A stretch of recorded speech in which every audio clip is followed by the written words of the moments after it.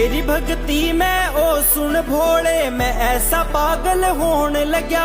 रेवड़ी आले लक्की ने इब तू ही तू बस दिखने लग्या। तू ही तू बस दिखने लग्या। मने दुनियादारी देखी ओए